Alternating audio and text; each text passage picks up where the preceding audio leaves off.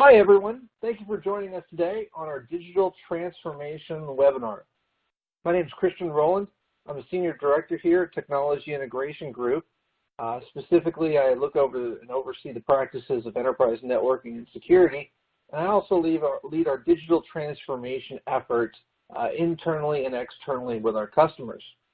Today, we're going to go a little bit deeper into digitization, specifically what are some of the key considerations that customers need to hone in on as they look to evolve their organization down the road to digital transformation or to digitization? So let's go ahead and get started. So first, before we go too deep into digitization and digital transformation, I think first we really need to take a deep breath. As an organization, as an industry, the transformation journey for each and every customer is really quite different. There are some correlations and some commonalities amongst industry, and I would say that's kind of a pretty popular way to look at digital transformation in general. But there's a lot of organizations today that, quite frankly, are confused about digitization and even what digitization can do for them in employing these particular tactics and methods. The majority of the people that I talk to about digitalization today and digital transformation in their companies really are in the first several stages of digital transformation, meaning they're kind of in the status quo phase where they're not concerned about it, or potentially they're exploring digitalization, or maybe they have a manufacturing facility and they're looking at some robotics, so maybe they're a little bit further down the path. But for customers that are even far and evolved into that process, generally it's around one or two specific use cases in their organization. They really haven't taken digitization and brought it to the core of their business yet. And what we see today, and I believe this is backed up by an IDC, recent IDC study, that says most customers, about 75%, are still trapped in the road to digitization, meaning they haven't even started, or they're trapped in the middle where they're midway through the digitization process. They don't know how to evolve it further into their business strategy. So taking this conversation further down, the business strategy perspective, there are a ton of good resources that are out there and how digitization, digital transformation can really help affect your business and affect your industry. And I would say I'd liken digitization right now, or digital transformation, to kind of what cloud meant several years ago, if I were to rewind that 7 years. Ultimately there are multiple iterations of cloud, and to each business they're going to have their own journey around digitization and their own path. But one thing that's striking is the speed of this digitization journey for most businesses. And there was a gentleman by the name of Michael Gale, who's an author of The Digital Helix, which is a great resource out there that likens digitization today to the Industrial Revolution, how that that revolution happened over the course of 85 years. Digitization today is going to come about and be the norm in about 15 years. It's a drastic swing behind 85 years to 15 years to fully understand that business impact. And I think you can even liken this to the average age of a stock on the Dow Jones Industrial Average. You're looking at a stock that maybe had a 50-year, 75 to 50-year lifespan. Now we're looking at 20 years is the common age when you get into being able to quantify the lifespan of a company that's on the top spot of their industry. And it really is quite dramatic when you think about the expectation of digitization and really what it means to your business.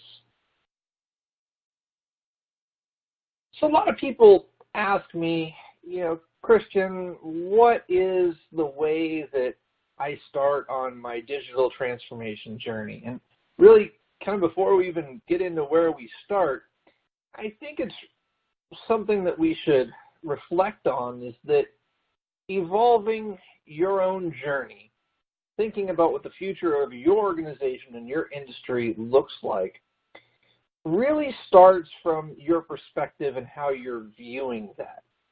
Things that if you've been in the industry for a while, myself, I've been in the industry for about 18 years, we've seen a lot of technologies emerge and grow and evolve.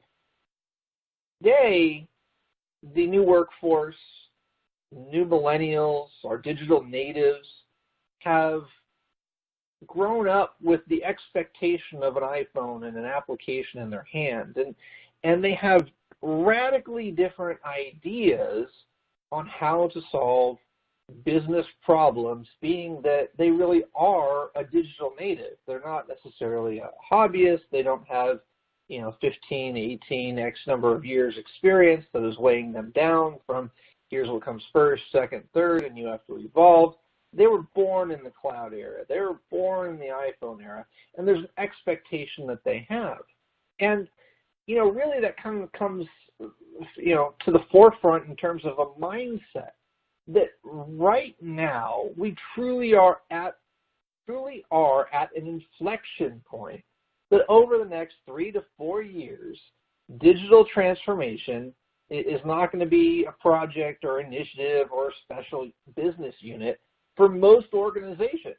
As a matter of fact, I would argue, and I think there are others that have professed this even before I, that digital transformation will be at the core of your business, of your industry in just a few years.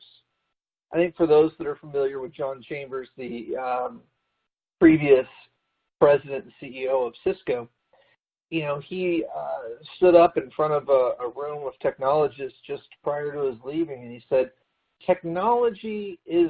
everyone is going to be in the technology business, but they're going to specialize in an industry.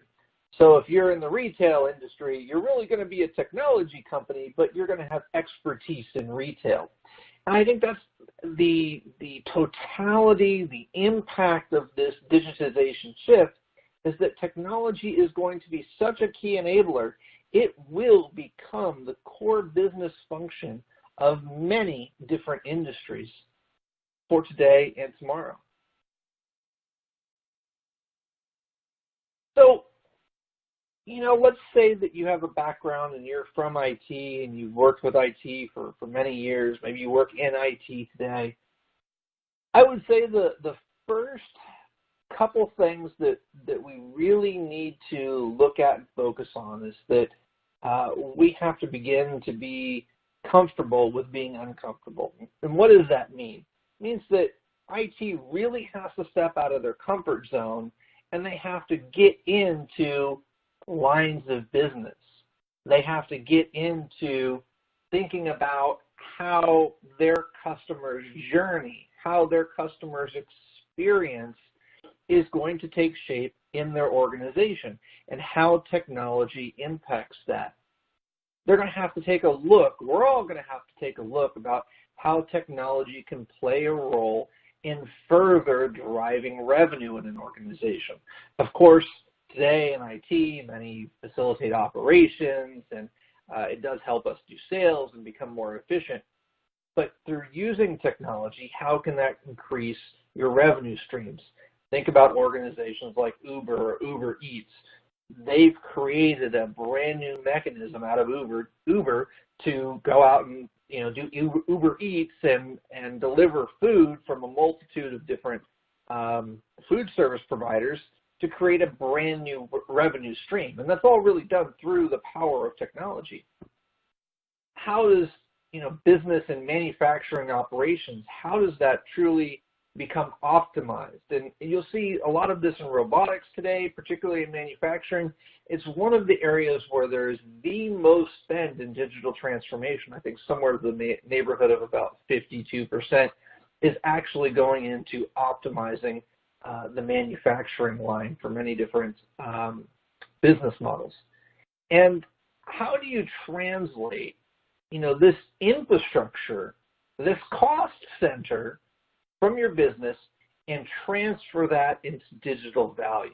It's really about changing the mindset of the way your executives, your leaders see IT, is that there's a transition in how do we take it from a cost center and turn it into a digital value business driver, an enhancement to the organization, something that is agile, that allows us to take our businesses to the next level.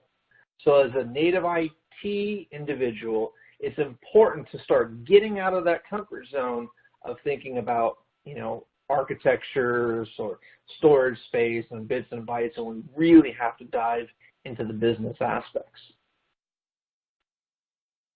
So how do we start, thinking about the business differently and getting us into that different mindset? Well, in my opinion, and based on my experience in working with customers, it really starts with breaking down some of the silos that have been created inside each of our organizations today.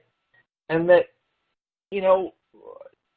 successfully achieving digitization and digital transformation, I have to say it's not easy, even in practice, because you have to navigate a lot of different sensitive internal politics, organizational structures.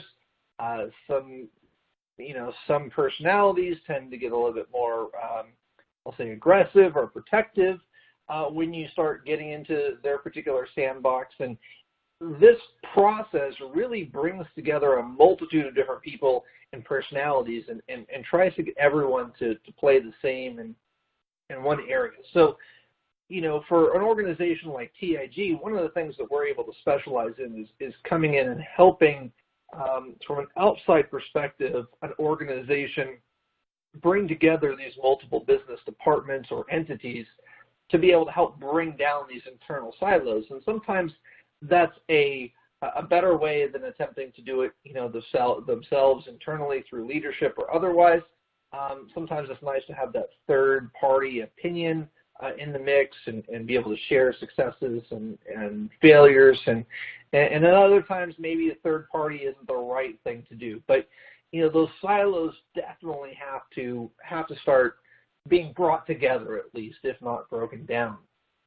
So first and foremost, to break down these silos, it really does come from the top. It comes from a vision, and that you have to have kind of a company-wide consensus, a plan, a digitization goal or roadmap, even beyond just individual initiatives. Some organizations have chosen to do that through the election of a digitization team or digital transformation team. Others have very forward-looking CEOs and executives in the organization which can deliver that type of message.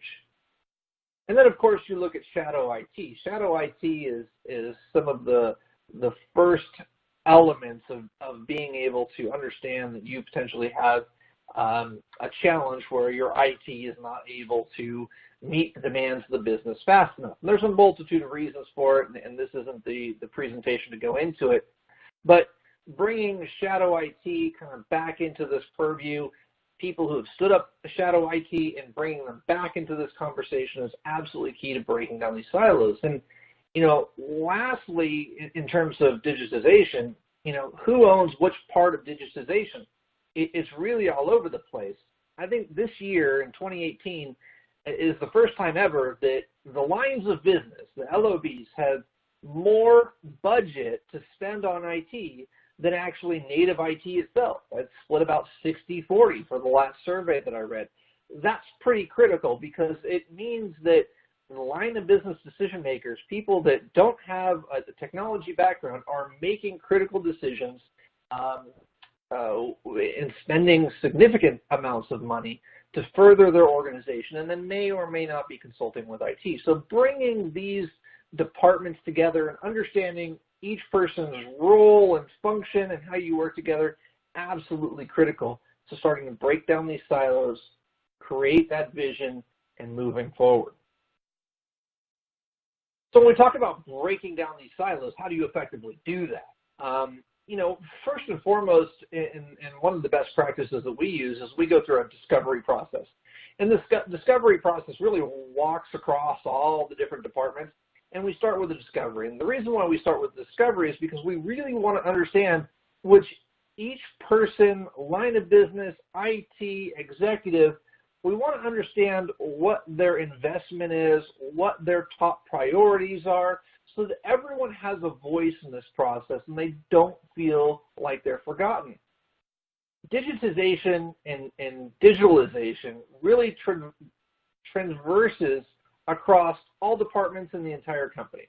So again, you really can't forget about anyone here. Whether you're talking about the C-suite, whether you're talking about IT, you're talking about operations, they're obviously very key. It's where a lot of money is being spent right now. The line of business, which includes sales, you have your finance, you have your HR departments, your marketing departments, sales, customer service, and obviously there's an innovation or an R&D or a digital element that all of this information can center around. And it's really important to bring harmony to this group, that each department, each level has a say in this process, and a discovery, a deep discovery, and a documented process is one of the best practices that I can share with you on the front end to help establish this vision going forward and gain the buy-in that's necessary. So another question that I get asked a lot when we talk about discovery and crossing boundaries is that at some point in the day, a decision has to be made as to which executive is actually responsible for digital transformation. Who holds the end-all, be-all decision for the organization? And I think you're going to find some of these results actually surprising. In most cases, CIOs and CTOs, it's about 28.3% of the time that they're in charge of the digital transformation journey. And I would say if you're a CIO or a CTO, that's great. I think that's actually an increase over previous years where we've actually seen the CIO and CTO, their role and participation in the business actually decline. Now, what's interesting here is we see a role called the CMO. Well, the CMO is an executive. Some companies, most companies, don't even have a CMO. That's a chief marketing officer.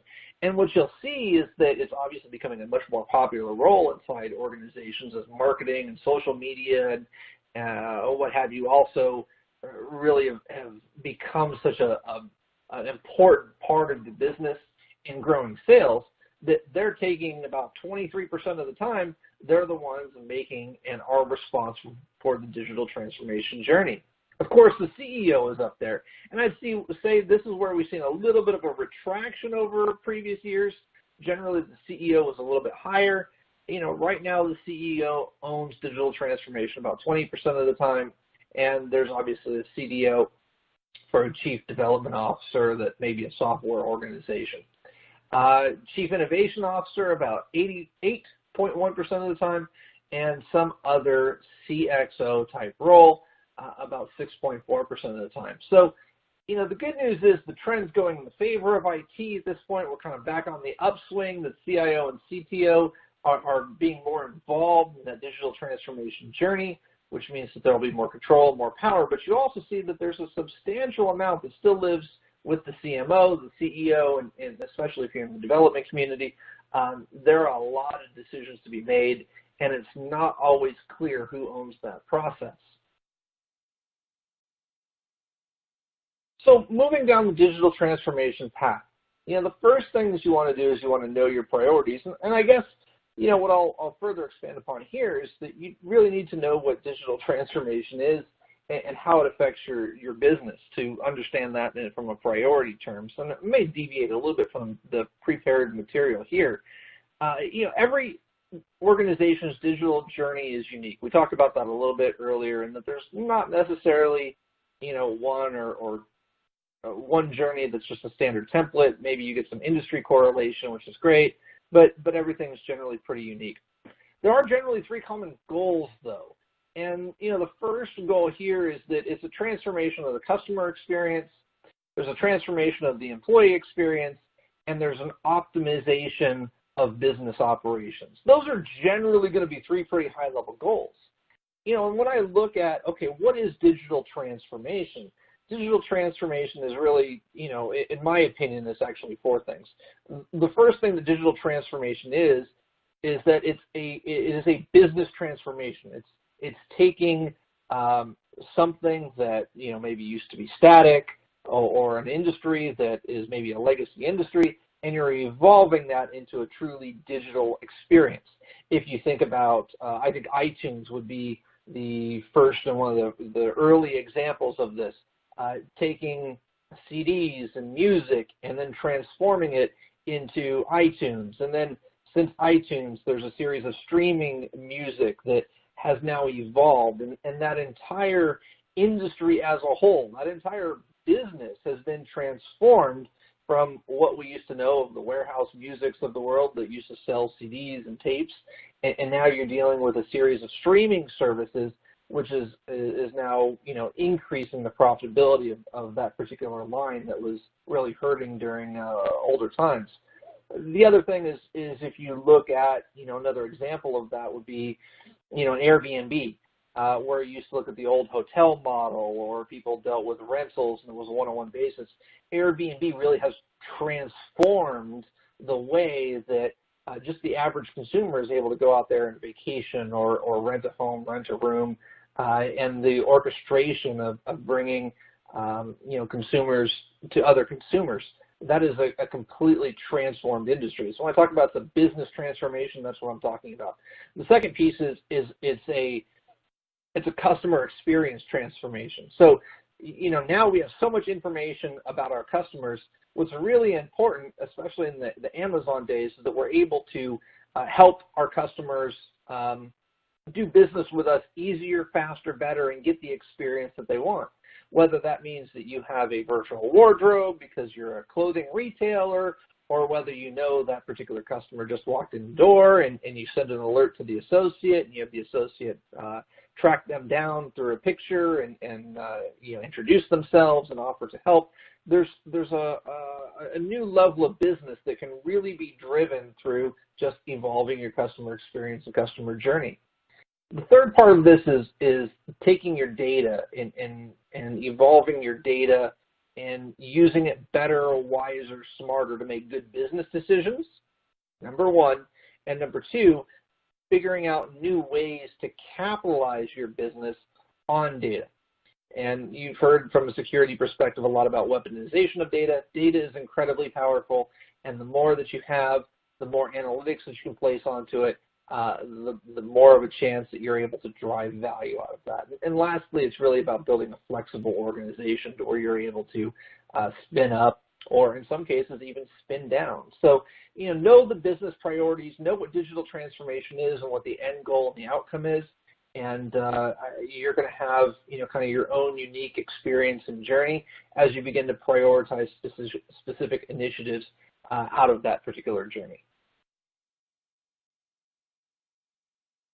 So we just talked about initiatives, and I'll say the most popular initiatives that come out of digital transformation. I think that's important to highlight here, so that we had a couple of the examples I stated, but let's talk about specific initiatives that you can kind of broad brush across all different types of industries. First and foremost is kind of an omni-channel customer experience, both C2C, B2C, and how that is brought together and really transforms and changed that. There's the e-commerce, making it efficient, but also making it mobile. Definitely digital transformation initiative. Modernizing the traditional IT infrastructure. Just a few seconds ago, I talked about spinning up and spinning down. This really kind of starts going towards the pay-as-you-consume model, and ensuring that you're not overspending for infrastructure, and ensuring that infrastructure is elastic and allows it to be as resilient as necessary, either regionally or really all across the globe. Knowing your customer's digital journey. It's an interesting one to qualify as an initiative, but this goes straight to the point of your every customer that does business with your company, with your organization, goes through a journey. And there's such things nowadays known as journey maps. And in this process, what you're doing is you're essentially mapping out each of the different interaction points, whether it be from a customer attraction to a customer retention model to how they actually procure and consume from your particular business, whether that be something they buy in the store, whether it be a subscription model, or maybe it's bringing those two together. But evolving your customer's digital journey with your business, absolutely a digital initiative. Innovation programs. Well, now that we have all of these digital resources, how can we innovate net new programs, both internally and externally, to motivate our people, but most importantly, to motivate our customers and partners to do more business with us, and of course, create new markets.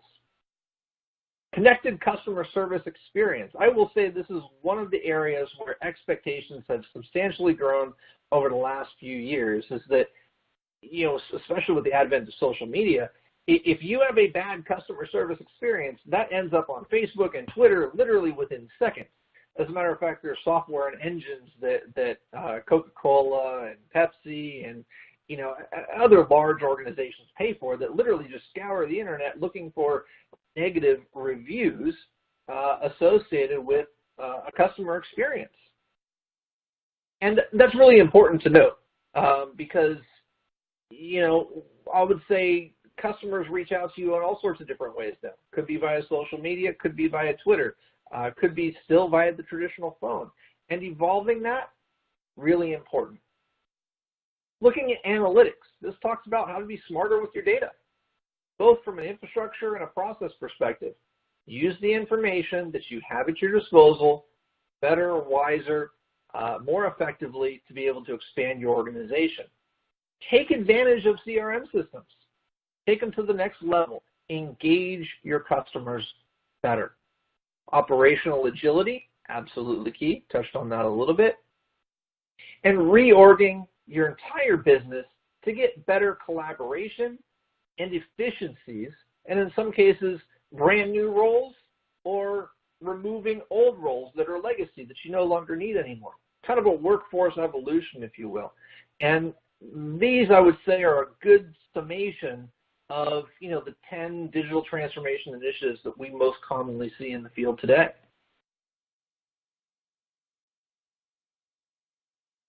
So if you're in IT and you're talking about digital transformation, I think you have to throw in the traditional clouds slide here. And I think, as much as some of us either love or maybe dislike the term cloud, being able to leverage that elastic pay-as-you-go asset that is out there has allowed us to do things from a business perspective that, quite frankly, we just weren't able to do before, whether it's in terms of speed, in terms of cost, any combination thereof.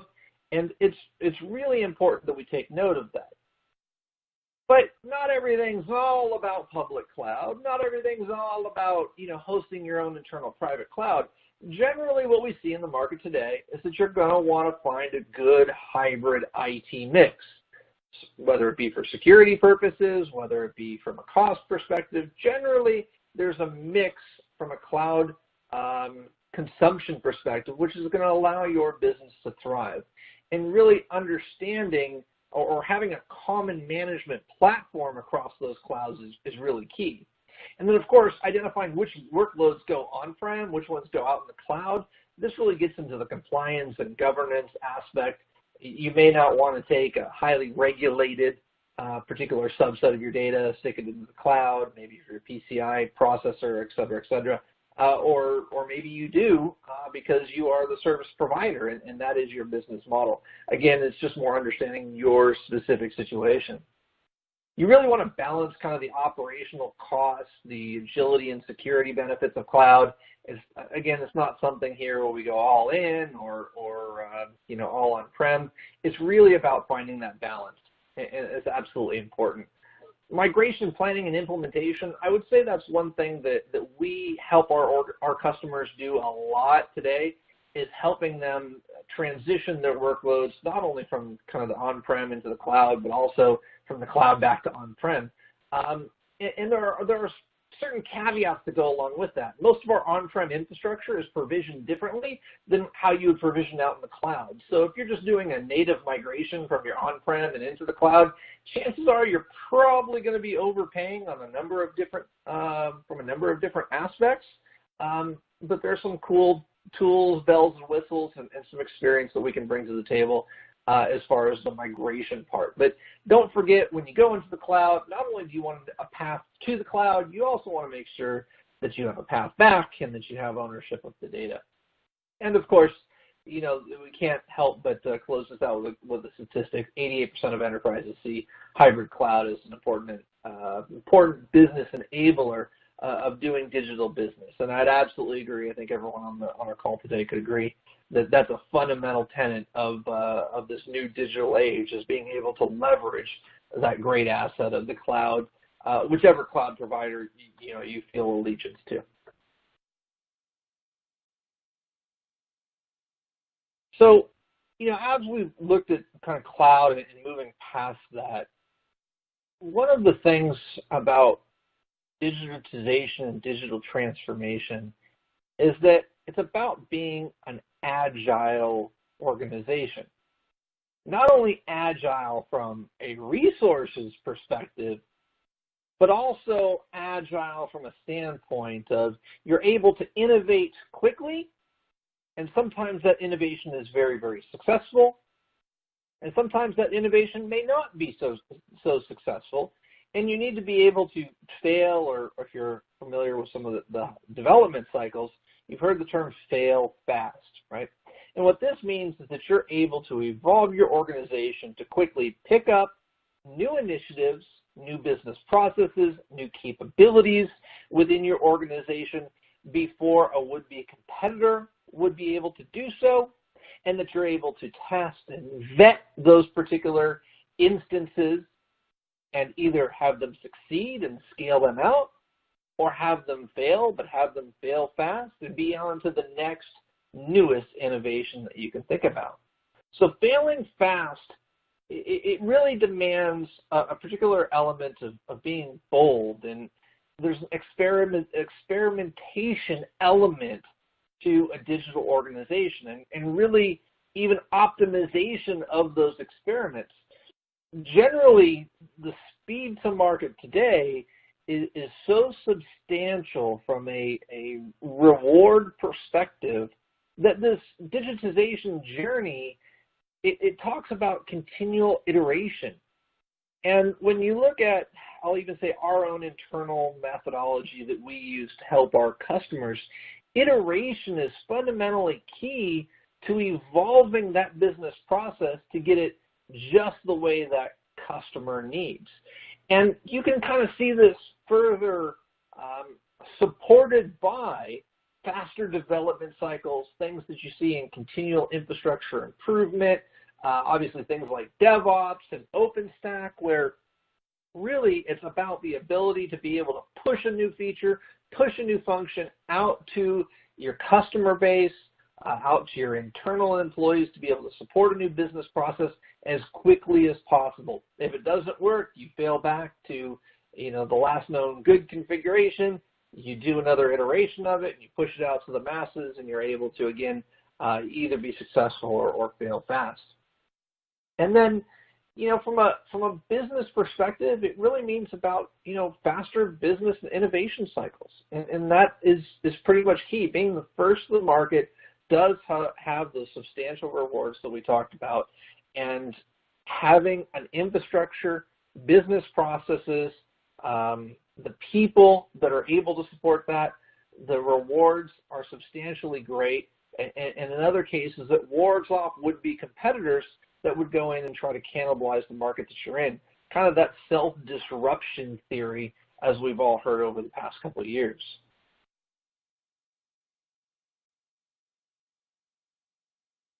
So, as we start to, begin to wrap up the presentation today, one of the things that I want to highlight before we move on to some further Q&A is being able to capitalize on digital transformation is complex.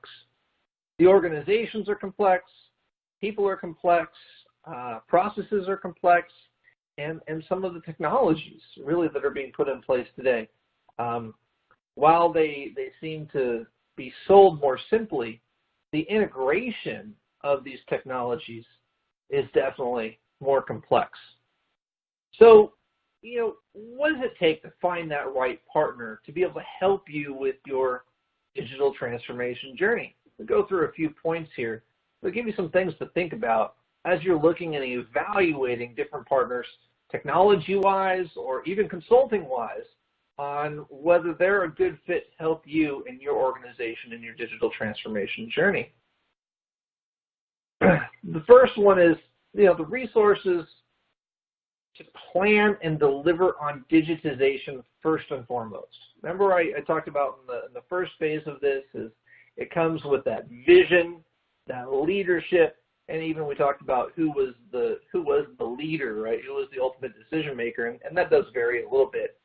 But being able to have that vision, that innovation, if you will, is absolutely key in a technical partner that you choose to work with you, that they understand not only your business and where you're at, but where you want to go, and that they're supplementing your ideas and bringing new capabilities to your business so that you are competitive. It's a partner that really understands your business goals and connects you with the right technology. There's a lot of technology that's out there, and I would argue that customers today are under undue duress and pressure from all sorts of different manufacturers and technology providers to spend more, make buying decisions quicker, really than we've ever seen in the industry. Some of it comes down to the economics of the model, but nonetheless, being able to put the right technology in place that aligns with your business, fundamentally key. Third is that you want success to be measured by the outcome of the technology, not necessarily the task completed by the technology. So, back in the day, this was the case a lot with network management software. We used to call it shelfware. You go out and you buy this advanced software package, hold the names back to protect the innocent here, but you'd put a substantial amount of investment in a solution suite, a management suite for your network, and a year or 2 years later, it would be shelfware because you'd have problems implementing the software. Maybe you had some staff turnover, they didn't get around to it, and it just wasn't enough of a priority to adopt that package. Well, really today, it's all about the adoption and implementation and what outcome that technology actually yielded. And you want the right partner to be able to measure its own success based upon what it's able to achieve for you. You want a partner that is going to provide you the depth of relationships that you need to deliver the custom solutions that your business requires. There are a lot of technologies and there are a lot of solutions in the marketplace that are canned, particularly even for industry solutions. You want to make sure that you're not always using that canned solution. Every customer's journey is unique. All the integration points are generally going to be very different. Even though there are commonalities of platforms and software packages, generally how you want that package to work for you is going to be different than the next customer. You want to make sure that your partner's able to differentiate and understand the differences in that custom solution for you. You want a partner that's obviously stable. There are a lot of different organizations that are out there that you can choose from. Some of them are very young in their evolution. Others are very mature. And maybe on the far end of that spectrum, maybe you'd consider a little bit too mature. But you want to partner with stability. When you're investing in outcomes and long-term technology solutions, you really want to ensure that that partner is able to live through the entire life cycle with you. And you're not going to be subject to change order after change order after change order. If you're doing everything right up front, you're gonna know and understand what that outcome needs to be. You're gonna understand the variables involved with that, and that organization is going to be stable enough to stand with you over the course of that implementation, and you don't have to worry about them either moving on, being too small, being too large, maybe forgetting about you, but someone that gives you that priority. It's someone that can support you through the life cycle of the entire engagement. This is one thing that I would say we do a little bit differently in TIG than many other competitors that are out there today. Our solution architects actually pair with our clients. So our RSA lives through the entire life cycle of the project with our customer, from pre-sales all the way through project management and managed services and optimization. That entire journey, your business partner, that SA, becomes substantially integrated into your team and has a wealth of knowledge with obviously customers they've worked with previously, but a wealth of knowledge of your business and what you're trying to achieve. And that's a core differentiation, at least for us, in the way that we've chosen to go to market with digital transformation and our customers and our engagement philosophy. The next one is that you want to be able to go with an organization that understands, the envisioning process, and they're helping you with that. They're able to demonstrate how it works, and actually they're able to tangibly walk through the numbers with you and be able to help you justify some of these investments, and that they understand that these initiatives can and will and should fail fast if they're not working, and be able to give you, I'll say, decision points, inflection points, so you fill in the word there, to where you're able to back out and readjust or reprioritize to ensure that you're getting the right result for your business. And that really comes from a good, solid envisioning process and the ability to demonstrate that throughout the course of the life cycle. And you obviously want a partner that, brings a lot of diversity, series of industries, hospitality, finance, healthcare. And oftentimes in our digital transformation journeys to date, what we're doing is we're taking that cross-industry knowledge and we're stitching that together in industries where you wouldn't think about that particular function even being a fit. But what we're finding is that some of the greatest returns are coming from best practices that you're able to glean from having knowledge of a competitive industry or a neighboring industry that maybe you wouldn't have made that correlation or drawn that correlation for yourself. So the diversity of knowledge is absolutely key. And, this is a quote from, I'll say, looks like a 2007 State of Digital Transformation from Altimeter back in 2017. And I would even say, even based on IDC surveys that I've seen, this still holds true, is the top barrier to digital transformation for most customers today is the lack of internal digital expertise. And again, I'm going to tie this one back to the diversity, is that when you talk about partnering with an organization, we do this, dozens of times per year for different companies. Inside or internal IT, this is a 1 or 2 time experience for most of the people that are working in your organization today. So being able to supplement that expertise and looking beyond your organization's own walls is key to success, in my opinion.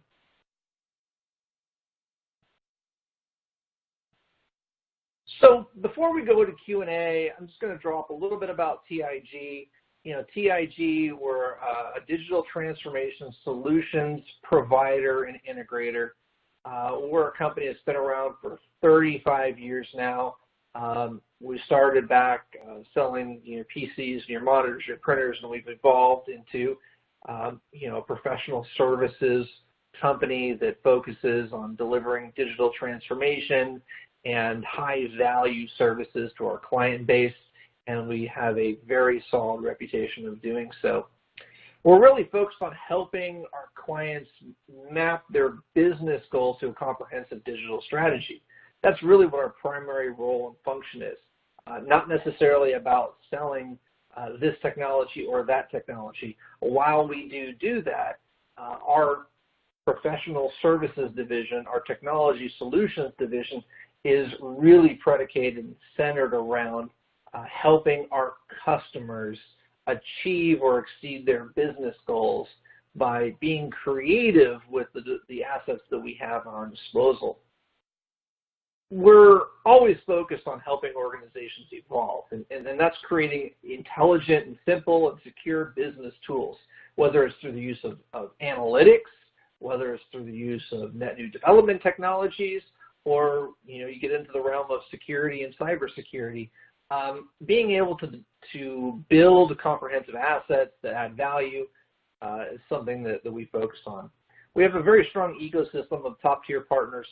So your Dells, your EMCs, your VMwares, your Microsofts, your Ciscos, everyone that you would fit in there from a top-tier manufacturer perspective in the technology realm. They are a great business partner of ours, and we enjoy doing business with them. We have several different engagement methodologies. We have a client engagement methodology. We have an I3 engagement methodology specifically for digital transformation, but our methodologies are something that are core to TIG, that we live and breathe every single day, and that really help us navigate a series of challenges with our customers, best practices, ways to do things, and again, tried, true, and proven. It helps provide us that guide to keep the projects on track and successful. We have a comprehensive approach to digitization, multiple levels of experience. I talked a little earlier about state and local, IT, finance, ops, extensive visibility in the C-suite in terms of positioning new revenue enhancement opportunities, how to finance these particular objectives. And our company, I am proud to say it, that we're really built on and driven through diversity. We are a diverse organization, and our ownership is diverse as well. And it's important that we bring that experience to the table, and it really shows in our work product. So with that, we'll wrap it up. We'll go to some Q&A, and we'll turn it back over and open the mic up here. Thank you.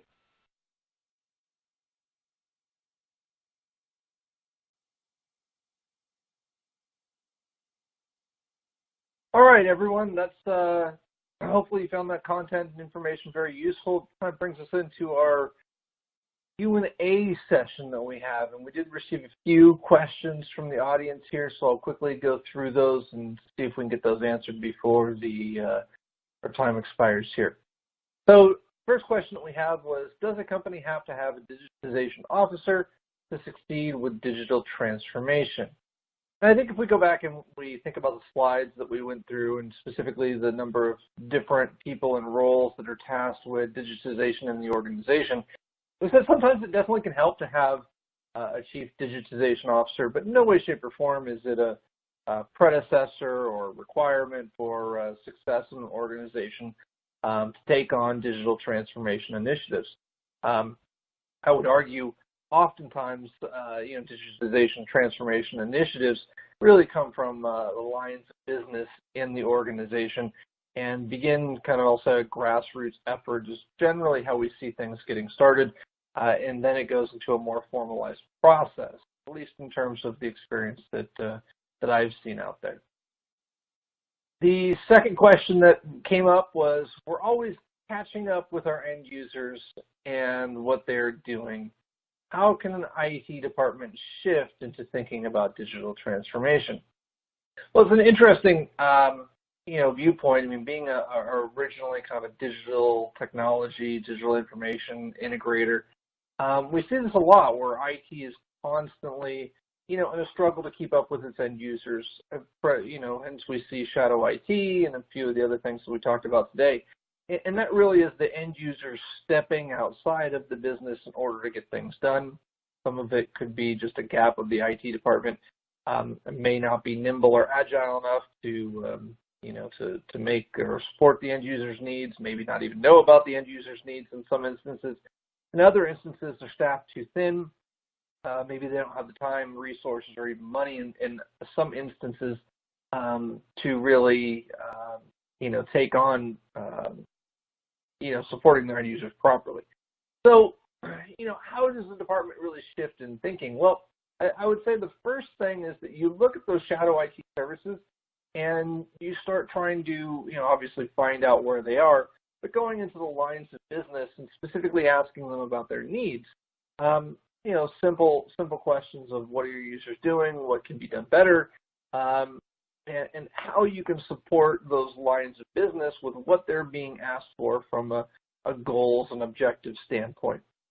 This reminds me very much of a story when I was consulting with a bank, and the bank was charged with opening up net new accounts and getting their staff on their floor more engaged with the customers that may be standing in line, and they wanted to speed up the process, enhance customer service, et cetera, et cetera. And the IT department, the manager comes in one day, walks into a server room, and he sees a box, 500 iPad boxes. They're just sitting there. Well, their sales department and their VP have authorized the purchase of these new iPads for each of their individual sales consultants to go out and walk the lines and enter in account number information, speed up the customer service process, all those great things that they were trying to achieve. They didn't take into consideration the privacy concerns or, even how you, from a management perspective, manage these devices at an enterprise level to ensure that they remain compliant with the bank's obligations, et cetera. And, being ahead of those type of conversations is definitely going to help you from the reactive position. So as difficult as it may be, having those conversations with your, business leaders per se, the people that are in the business that are fulfilling on these goals and objectives of the business, having those conversations is going to go a long way to help you start becoming more proactive. And I think it's interesting because that brings up a third question here, and it looks like it's the last question, but can I assume that digital transformation / digitization has to be planned out step by step? And I think this ties into a little bit of the two previous questions. Is the answer is no, it doesn't have to be planned out step by step. Now, it is great to have a second set of eyes, ears, and maybe guidance from an organization that has seen digitization through your industry, seen digitization through competitive organizations or industries that you may be in. However, it doesn't necessarily need to be completely planned out step by step. Again, I think I'm going to go back to how I answered the first question. Is a lot of times it happens, haphazardly, or in some cases just by chance, where an individual department, say your R&D department, has a new initiative to, develop, widget A faster. The way they're going to do that is through, using 3D printing instead of a modeling with clay. So printing is going to be quicker than actually doing some clay models. So they'll go out and they'll purchase a number of 3D printers. Well, that 3D printer now being in the organization, another department head comes over and says, oh, I could do my job a little bit better if I had 3D printers, and we do parts. It begins to start taking shape. Once you start getting 2 or 3 or 4 of those different projects, underneath an organization, and you start to really see the efficiency, that's when digitization really starts to, I'll say, build up momentum in the organization, and business leaders begin to get assigned, specifically as the CEOs get interested. And because it all goes down to, looking at the business from an optimization standpoint, from a data-centric standpoint, from a customer-centric standpoint, and you begin to gain champions in that process. And really that's kind of a grassroots effort. Now, with that said, absolutely, the CEO can lead digital transformation, Chief Digitalization Officer can lead it, and it's great to have a nice step-by-step plan if the vision exists. In many cases, though, what we see is obviously it's something that's not exactly planned, but more of an evolution of that particular organization or industry. So with that said, those were the questions that came up as a result of the webinar. Again, hope you enjoyed the content. We do appreciate you joining today and spending your time with us. If you do have any further questions or follow-up, please get a hold of us, info@dig.com. Happy to help you out, and we look forward to seeing you on the next webinar. Thank you, everyone. Bye-bye.